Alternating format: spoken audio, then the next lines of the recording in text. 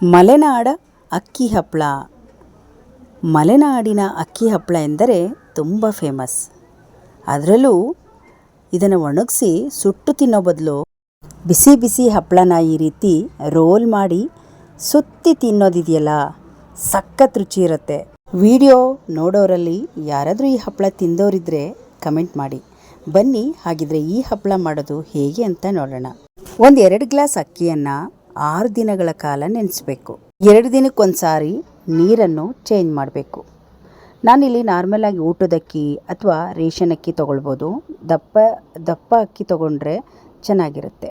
ಧೂಳು ಹೋಗೋ ರೀತಿ ಚೆನ್ನಾಗಿ ತೊಳೆದು ಈ ರೀತಿ ನೆನೆಸಿ ಒಂದು ಪ್ಲೇಟನ್ನು ಮುಚ್ಚಿ ಎತ್ತಿಟ್ಕೊಳ್ಳೋಣ. 2 ದಿನಕ್ಕೊಂದು ಸಾರಿ ಈ ನೀರನ್ನು ಚೇಂಜ್ ಮಾಡಿ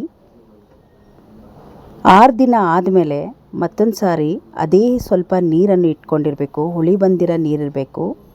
ಸ್ವಲ್ಪ ಮಿಕ್ಸಿ ಜಾರಿಗೆ ಹಾಕಿ ಈ ರೀತಿ ಫೈನ್ ಪೇಸ್ಟ್ ರೆಡಿ ಮಾಡಬೇಕು. ಆಗಲೇ ಅಕ್ಕಿ ಚೆನ್ನಾಗಿ ನೆಂದಿರುತ್ತೆ. ತುಂಬ ಬೇಗ ಈ ಪೇಸ್ಟ್ ಆಗುತ್ತೆ ಅಕ್ಕಿ ಚೆನ್ನಾಗಿ ನೆಂದಿರೋದ್ರಿಂದ.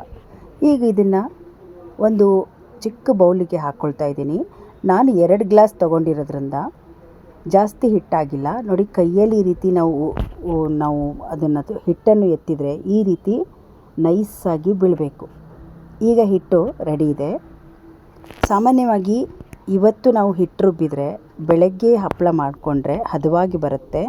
ಇವತ್ತೇ ಮಾಡಬೇಕಂದ್ರೆ ಒಂದು 3 ಅವರ್ ನಾವು ವೇಟ್ ಮಾಡಿ ನಂತರ ಮಾಡ್ಕೋಬೇಕು. ಇದಕ್ಕೆ ಒಂದು ಅರ್ಧ ಚಮಚದಷ್ಟು ಜೀರಿಗೆ, 1/4 ಚಮಚದಷ್ಟು ಓಂ ಕಾಳು, ಖಾರಕ್ಕೆ 1.5 ಚಮಚ ಆಗುವಷ್ಟು ಅಚ್ಚ ಖಾರದ ಪುಡಿ, ಖಾರಕ್ಕೆ ಎಷ್ಟು ಬೇಕಾಗುತ್ತೋ ನೋಡ್ಕೊಂಡು ಹಾಕ್ಕೊಳ್ಳಿ. ರುಚಿಗೆ ತಕ್ಕಷ್ಟು ಉಪ್ಪನ್ನು ಹಾಕಿ ಹಿಟ್ಟನ್ನು ಚೆನ್ನಾಗಿ ಮಿಕ್ಸ್ ಮಾಡ್ಕೊಳ್ಳೋಣ. ಇದಕ್ಕೆ ಇನ್ನು ಕೊತ್ತಂಬರಿ, ಹಸಿಮೆಣಸಿನ್ಕಾಯಿ, ಈರುಳ್ಳಿ ಸಣ್ಣದಾಗಿ ಕಟ್ ಮಾಡಿ ಹಪ್ಪಳ ಮಾಡೋ ಟೈಮಲ್ಲಿ ರೆಡಿ ಮಾಡಿಟ್ಕೊಂಡ್ರೆ ಹಪ್ಪಳದ ಮೇಲೆ ಉದುರಿಸ್ಬಿಟ್ಟು ತಿನ್ನುವ ಒಂದು ಹಪ್ಪಳ ಕೂಡ ಚೆನ್ನಾಗಿರುತ್ತೆ. ನಾನು ಮಾಡ್ತಾ ಇರೋದು ಪ್ಲೇನಾಗಿ ಮಾಡಿದ್ದೀನಿ. ಹಿಟ್ಟು ರೆಡಿ ಮಾಡಿ 2 ಅವರ್ ಆದಮೇಲೆ ನಾನು ಈಗ ಹಪ್ಪಳ ಮಾಡೋಕ್ಕೆ ಸ್ಟಾರ್ಟ್ ಮಾಡಿದ್ದೀನಿ. ನೀರನ್ನು ಸ್ವಲ್ಪ ಹಾಕಿ ಇದು ಚೆನ್ನಾಗಿ ಕುದಿಯೋಕೆ ಇಟ್ಟಿದ್ದೀನಿ. ಒಂದೇ ಸೈಜಿನ ತಟ್ಟೆ ಇದ್ದರೆ ಚೆನ್ನಾಗಿರುತ್ತೆ. ಈಗ ಹಿಟ್ಟು ಕೂಡ ರೆಡಿ ಇದೆ ನೋಡಿ. ಈಗ ಇದನ್ನು ಸ್ವಲ್ಪನೇ ಹಿಟ್ಟನ್ನು ಈ ತಟ್ಟೆಗೆ ಹಾಕ್ಕೊಂಬಿಡೋಣ. ನೋಡಿ, ಈ ಸೈಜಿನ ತಟ್ಟೆ ತೊಗೊಂಡಿದ್ದೀನಿ. ನೀರು ಚೆನ್ನಾಗಿ ಕುದೀತಾ ಇದೆ. ಹಪ್ಪಳ ಮಾಡೋ ಟೈಮಲ್ಲಿ ನೀರು ಚೆನ್ನಾಗಿ ಕುದಿಬೇಕು. ಈ ರೀತಿ ಸ್ವಲ್ಪ ಹಿಟ್ಟು ಹಾಕಬೇಕು, ಜಾಸ್ತಿ ಹಾಕೋಬಾರ್ದು.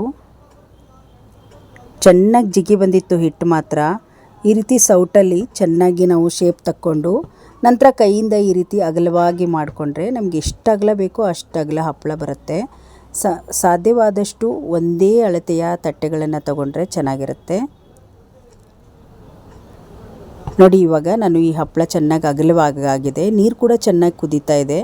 ಈಗ ಇದನ್ನು ಮೇಲೆ ಮಾಡಿ ಈ ರೀತಿ ಇಟ್ಕೊಬಿಡೋಣ.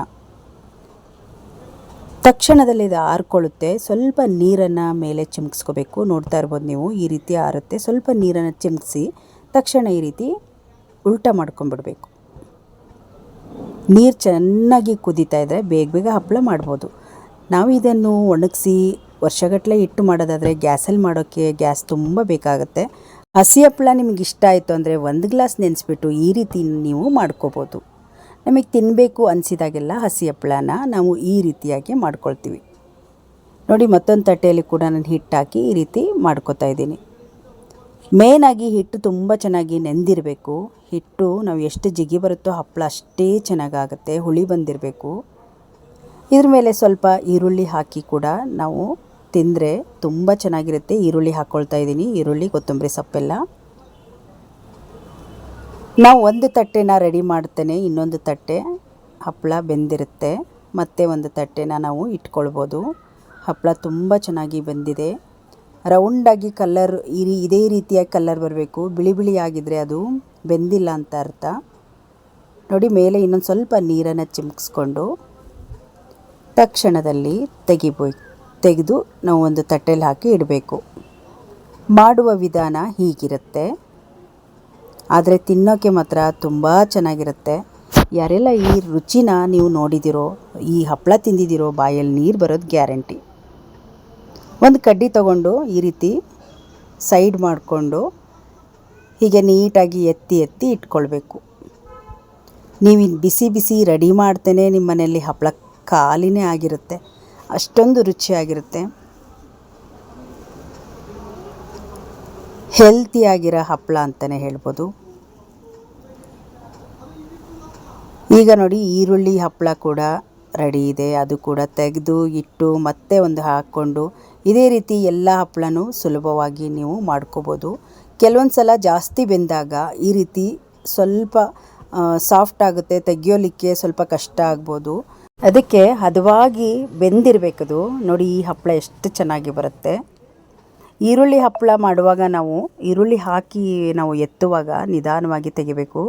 ಈ ರೀತಿ ರೋಲ್ ಮಾಡಿ ತಿನ್ನೋದಿದೆಯಲ್ಲ, ಸಖತ್ ರುಚಿ ಇರುತ್ತೆ ಸ್ನೇಹಿತರೆ. ಹಪ್ಪಳ ಮಾತ್ರ ತುಂಬ ರುಚಿಯಾಗಿ ತುಂಬ ಚೆನ್ನಾಗಿ ಬಂದಿತ್ತು. ಇದೇ ರೀತಿ ಎಲ್ಲ ಹಪ್ಪಳನೂ ಕೂಡ ಮಾಡ್ಕೋಬೋದು. ಮಾಡುವ ವಿಧಾನ ಸ್ವಲ್ಪ ಕೆಲಸ ಜಾಸ್ತಿ ಆದರೂ ತುಂಬ ಸುಲಭ ಇರುತ್ತೆ. ಇವತ್ತಿನ ವಿಡಿಯೋ ಯಾರೆಲ್ಲ ಈ ಹಪ್ಪಳ ಮಾಡೋಕ್ಕೆ ಬರಲ್ವೋ ಅಂಥವ್ರಿಗೆ ಯೂಸ್ ಆಗ್ಬೋದು.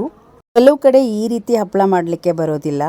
ಹಾಗಾಗಿ ಈ ನಮ್ಮ ಮಲೆನಾಡಿನ ಹಪ್ಪಳ ತುಂಬ ರುಚಿಯಾಗಿರುತ್ತೆ. ನೀವು ಈ ವಿಡಿಯೋ ನೋಡಿ ನೀವು ಕೂಡ ಒಂದು ಸಲ ಮಾಡ್ಬೋದು.